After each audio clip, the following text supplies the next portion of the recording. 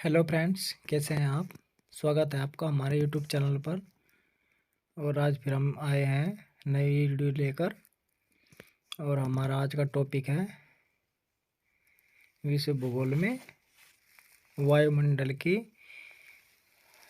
प्रमुख परतें। ठीक है, मतलब कितनी परत होती है? 5 परत होती है। और उन जो 5 परत हैं उनकी क्या क्या विशेषताएं हैं ये हम देखेंगे। ठीक है फ्रेंड्स, क्योंकि जो पृथ्वी है वो कितने भागों में बटी है? 3। कौन कौन से? एक जलमंडल, एक स्थलमंडल और एक वायुमंडल। ठीक है फ्रेंड्स, ये 3 में बटी है।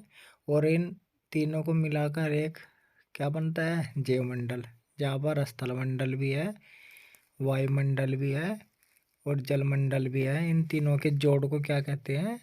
प्लस को इन तीनों को जोड़ को जैवमंडल।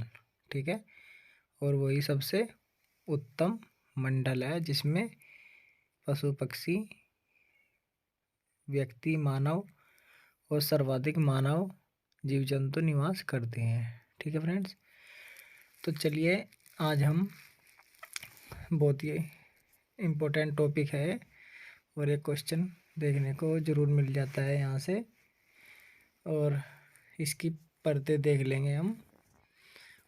चलिए वीडियो शुरू करते हैं अपनी और स्टार्ट करते हैं। सबसे पहले इधर परत है और इधर परत की विशेषताएं हैं। तो फ्रेंड्स देखिए, ये है एक्सोमंडल। ठीक है फ्रेंड्स, और एक्सोमंडल में ये सबसे पहली परत है इसकी। एक्सोमंडल में क्या है?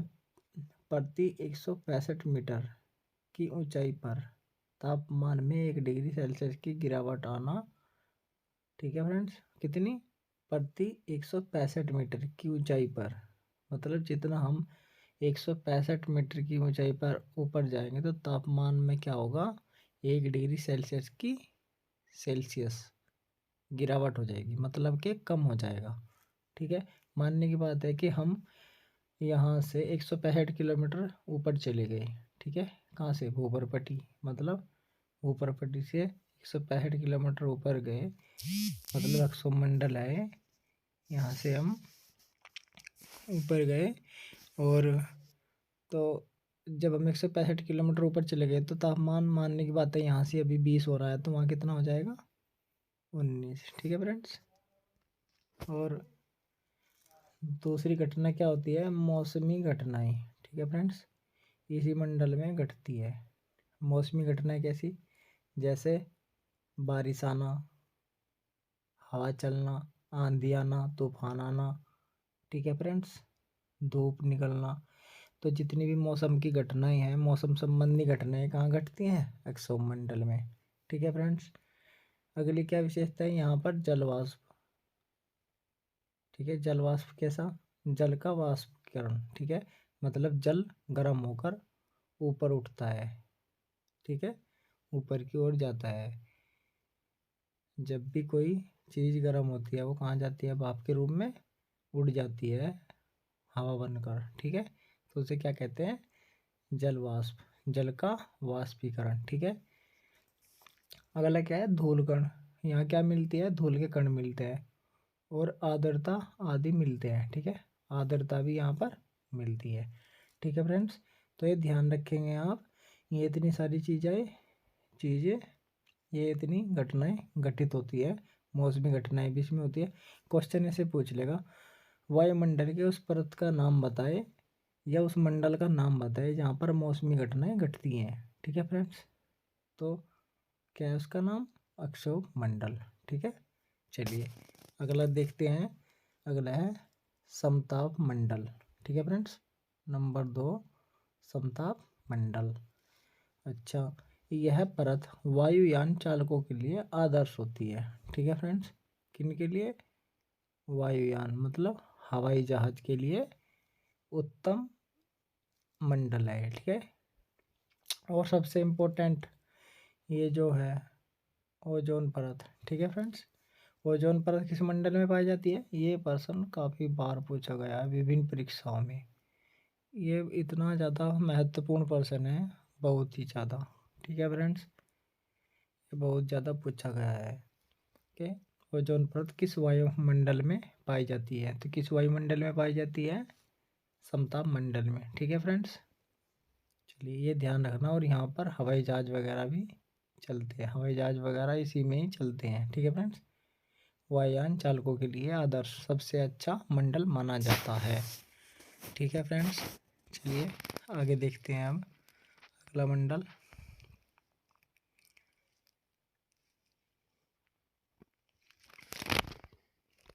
और अगला मंडल है मध्यम मंडल। और इसमें क्या विशेषताएं है? इसमें तापमान में ऊंचाई के साथ ह्रास होता है। ठीक है, मतलब कि जितनी भी ऊंचाई पे आप जाओगे, जितना भी आप ऊपर जाओगे, तापमान में क्या होगा? ह्रास, मतलब कमी होगी, तापमान कम होता चला जाएगा। ठीक है फ्रेंड्स, चलिए इसमें बस यही बात थी। वैसे इतना ज़्यादा खास भी नहीं है। यदि प्रश्न आया तो इसे उस मंडल का नाम बताए जिसमें हम जितना ऊपर ऊंचाई पर जाएंगे और उतना ही तापमान कम होगा, तो कौन सा है? मध्यम मंडल। ठीक है फ्रेंड्स, और एक बात ध्यान करने वाली है, 165 मीटर जब हम ऊंचा चला जाएंगे तो कितना कम होगा तापमान? 1 डिग्री सेल्सियस। कहाँ पे? अक्षोभ मंडल में। ठीक है, और यहाँ पर ऐसा कोई फिक्स नहीं है, हम जितनी ऊंचाई पर जाएंगे, जितना ऊंचाई पर जाएंगे तापमान घट जाएगा। ठीक है, अगला देखते हैं, ये भी इम्पोर्टेंट है, काफ़ी इम्पोर्टेंट है, आयन मंडल। ठीक है फ्रेंड्स, और इस मंडल में विद्युत, ठीक है फ्रेंड्स, आवेशित कण पाए जाती हैं। ठीक है, तो उसमें विद्युत आवेशित कण पाए जाते हैं। अगला देखते हैं, पृथ्वी से भेजी गई रेडियो तरंगे इस स्तर से वापस लौट आती हैं, जिसे क्या करते हैं? जिसे जिसे पृथ्वी पर रेडियो एवं टेलीविज़न का प्रसारण सुगम होता है। ठीक है, अच्छा, यहाँ पे क्या होता है? यहाँ पे जितने भी उपग्रह हैं, उपग्रह, ठीक है फ्रेंड्स, जितने भी उपग्रह हैं वे सब इसी में ही रहते हैं, आयन मंडल में। और उपग्रह की वजह से जो लिखा है, रेडियो तरंगे से संस्तर से वापस लौट आती हैं, और जिससे पृथ्वी पर रेडियो एवं टेलीविजन का प्रसारण सुगमता से होता है। तो ये प्रश्न पूछ लेते हैं कि उपग्रह किस मंडल में स्थापित होते हैं? तो किस मंडल में स्थापित होते हैं? आयन मंडल में। ठीक है फ्रेंड्स, और यहाँ पर इसमें क्या है? ध्रुवीय प्रकाश की उपस्थिति होती है। और जितने भी वैज्ञानिक उपग्रह पर स्थापित करते हैं वे सब कहाँ होते हैं? आयन मंडल में। ठीक है फ्रेंड्स, कोई भी जानकारी हो, जैसे मौसम की जानकारी, या जैसे संचार के लिए टेलीविज़न का प्रसारण, और पृथ्वी पर रेडियो और टेलीविज़न का प्रसारण। ठीक है, ये उदाहरण के लिए दिया गया है। चलिए अब लास्ट देख लेते हैं, बहिर्मंडल, और ये इसकी अंतिम परत है। यहाँ पर हाइड्रोजन और हीलियम गैसों की प्रधानता है। ठीक है फ्रेंड्स, हाइड्रोजन और हीलियम। और आपको ये पता है, हाइड्रोजन और हीलियम सबसे ज़्यादा किस में पाई जाती है? सबसे ज़्यादा सूर्य में। ठीक है, सूर्य में ये दोनों ही गैसें हैं, हाइड्रोजन और हीलियम। ठीक, चलिए अब इसमें भी देखते हैं, बहिर्मंडल में ही संचार उपग्रह अवस्थित रहते हैं। ठीक है, और बहिर्मंडल में संचार उपग्रह उपस्थित रहते हैं।